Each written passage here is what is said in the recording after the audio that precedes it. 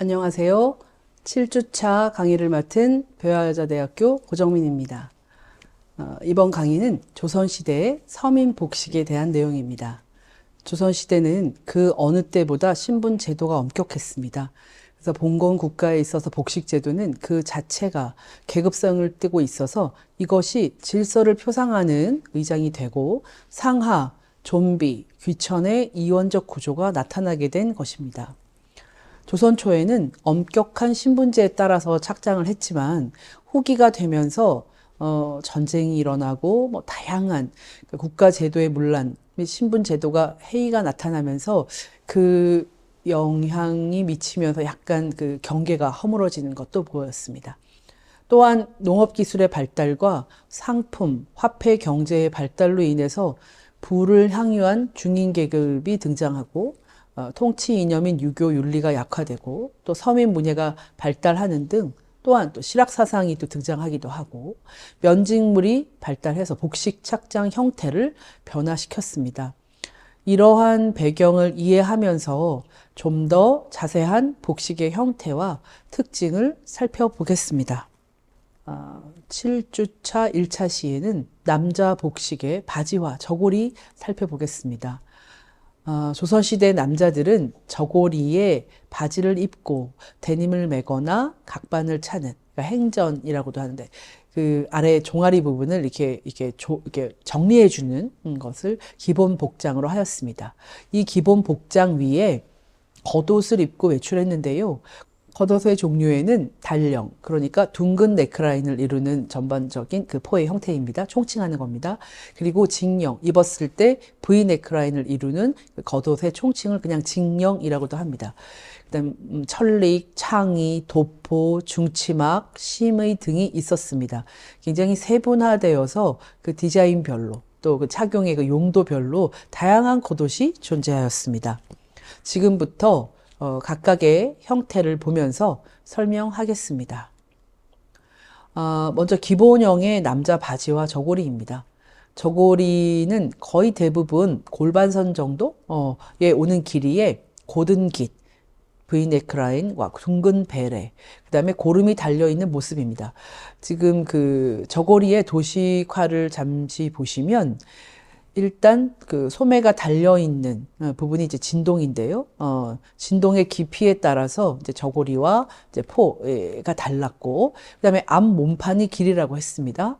자, 네크라인을 정리한 부분이 이제 깃입니다. 그래서 그 몸판 위에 또 다른 그 형태의 긴 천을 재단해서 그 목둘레를 둘렀는데 그게 깃입니다. 그 깃은 그 모습이 계속 바뀝니다. 그래서 그것이 시대를 따라서 깃의 모습, 그리고 마무리된 깃의 형태가 달라지게 되는 것입니다. 자, 소매를 보시면 소매의 아랫선, 그러니까 그 부분을 베레라고 합니다.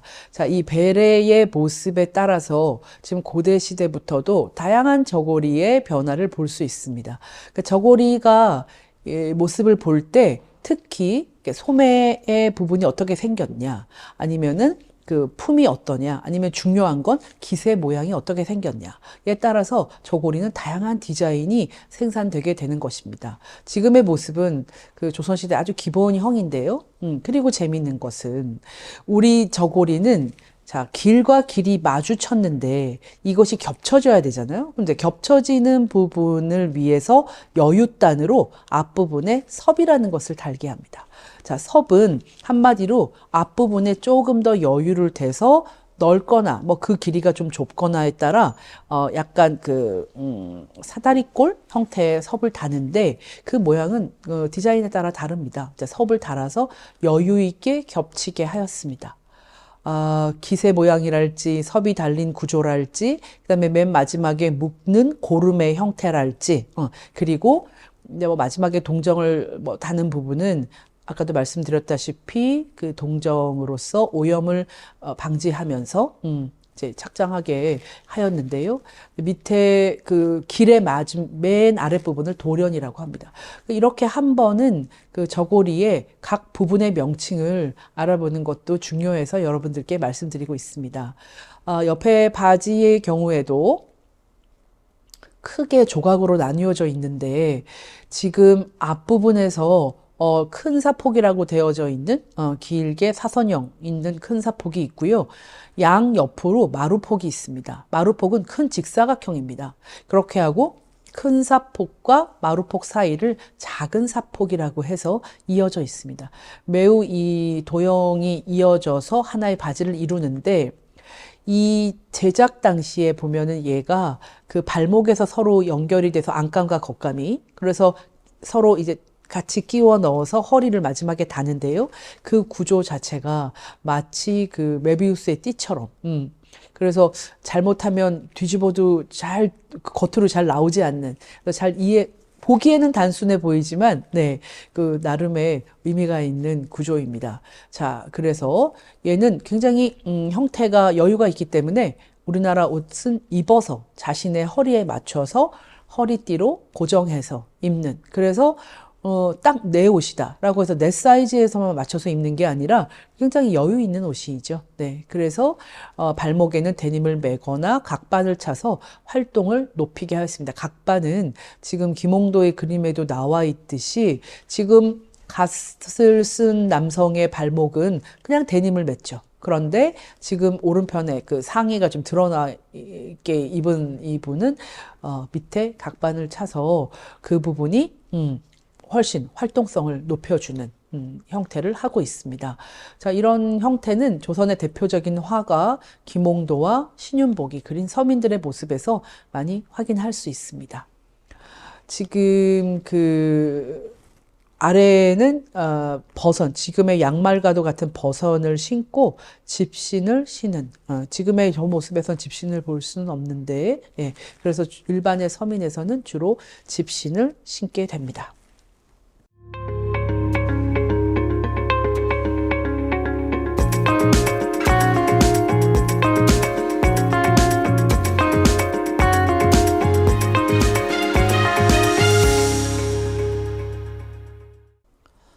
다음은 씨름을 하는 모습을 그린 작품입니다.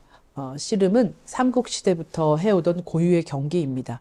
조선시대에도 여전히 성행하며 서민들이 모여서 즐겁게 구경하는 모습을 작가 김홍도는 매우 사실적으로 표현하고 있습니다. 씨름하고 있는 두 명의 남자의 모습을 보면 바지의 발목 부분에 한 사람은 데님을 메었고 한 사람은 각반을 차고 있습니다.